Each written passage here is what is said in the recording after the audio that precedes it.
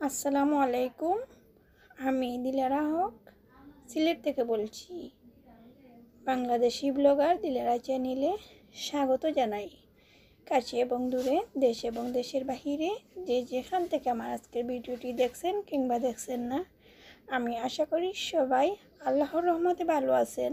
আলহামদুলিল্লাহ, আল্লাহর অশেষ মেহেরবানিতে আমরাও ভালো আছি। প্রতিদিনের মতো আবারও চলে এলাম নতুন আরেকটি ব্লগ ভিডিওর মধ্য দিয়ে। আজকের ভিডিওটি আমি কিচেন থেকে শুরু করলাম। আর আজকে হচ্ছে আমি মিষ্টি কুমড়োর ডগা রান্না করব। আর ডগাগুলো দেখে বুঝতে পারছেন কতটুকু সুন্দর আর কতটা কচি ডগা।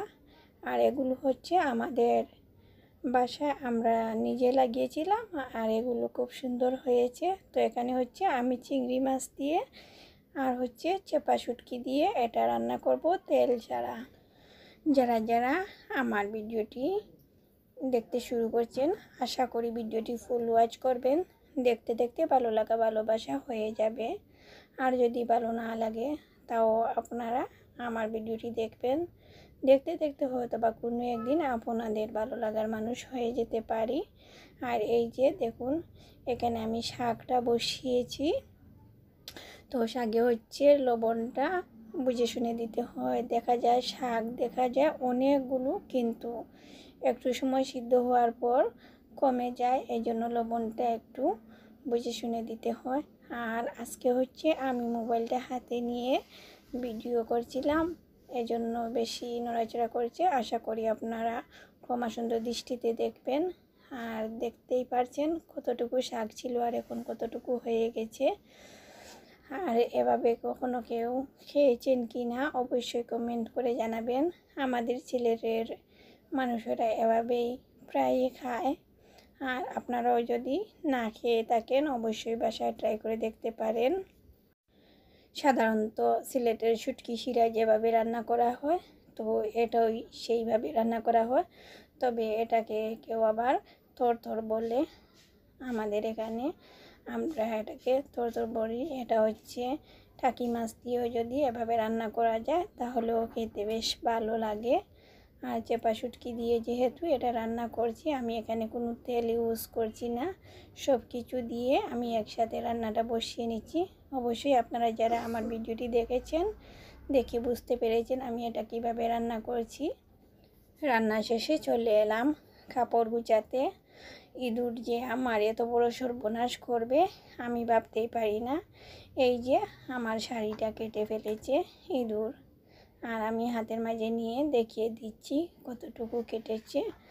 ঠিক এমন একটা জায়গায় কেটেছে, যখন শাড়িটা পরা হবে তখন হচ্ছে এই যে হাতের উপরের অংশটায় হচ্ছে এই কাটা অংশটা পড়বে। এতে করে শাড়িটা আমার মনে হয় আর পরাই যাবে না। তবে এটা যদি কোনোভাবে পরা যায় তাহলে অবশ্যই আমাকে কমেন্ট করে জানাতে ভুলবেন না। আর আছে আমি অনেকটা ভিডিও শ্যুট করেছিলাম আমার পুরো শাড়ির কালেকশনগুলো আপনাদেরকে দেখিয়ে দিতে। তো আমার ভিডিওগুলো কেটে যায়, এই জন্য আর পুরোটা শেয়ার করতে পারিনি, সামান্যটা আপনাদের সাথে শেয়ার করলাম। ইঁদুর যে আমার এত বড় সর্বনাশ করলো। ভিডিওর এ পর্যায়ে এসেও যারা যারা আমার ভিডিওটিতে একটি লাইক দেননি, প্লিজ ভিডিওটিতে একটি লাইক দিয়ে পুরো ভিডিওটি কন্টিনিউ করবেন। আর যদি আপনি আমার চ্যানেলে আজ নতুন ভিজিট করে থাকেন আর এই ধরনের ভিডিও যদি আপনি আরও দেখতে চান, আমার এই ছোট্ট চ্যানেলটি সাবস্ক্রাইব করে পাশে থাকা বেল বাটনটির অল অপশনটি চেপে দিবেন। এতে করে আমার দেওয়া পরবর্তী ভিডিওর নোটিফিকেশন সবার আগে আপনার মোবাইলে চলে যাবে। আর যদি আপনি অলরেডি এই কাজটি করেই থাকেন তাহলে আপনাকে অসংখ্য ধন্যবাদ। আপনাদের সাথে কথা বলতে বলতে অফ ক্যামেরায় হচ্ছে আমি সবগুলো কাপড় গুছিয়ে নিয়েছি। এখানে হচ্ছে আমি শাড়িগুলো একটা সাইডে রেখেছি, একটা হ্যাঙ্গারের মধ্যে 2-3টা করে শাড়ি রেখেছি, এতে করে জায়গা অনেক কম লাগে। আর বাচ্চাদের কাপড়গুলো হচ্ছে শপিং ব্যাগের মধ্যে রাখি, এতে করে ময়লা কম হয়। এই যে এখানে হচ্ছে আমি ইঁদুর মারার জন্য একটা হোম রেমেডি তৈরি করে নিচ্ছি।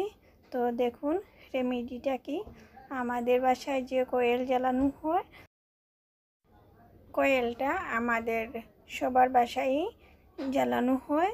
তো কয়েল জ্বালানোর পরে যে ছাইটুকু বের হয় এগুলো ফেলে না দিয়ে আপনারা চাইলে এই কাজে লাগাতে পারেন। এখানে হচ্ছে আমি এক টুকরো সাবান আগে থেকে ভিজিয়ে রেখেছিলাম। এটা হচ্ছে তিব্বত বল সাবান। আপনারা যে কোনো ব্র্যান্ডের কাপড় ধোয়ার সাবান ব্যবহার করতে পারেন।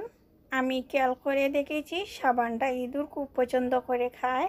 এজন্য হচ্ছে আমি সাবান দিয়ে কয়েলের যে সাইডে আছে সেটা মাখিয়ে একটা বোলের মতো বানিয়ে একটা আইসক্রিমের কৌটার মধ্যে রেখে দিচ্ছি। আর যেখানে ইঁদুরের উৎপাত বেশি সেখানেই রেখে দিব। আপনারা চাইলে এই টিপসটি আপনারা ফলো করতে পারেন। তো এই ছিল আমার আজকের ভিডিও।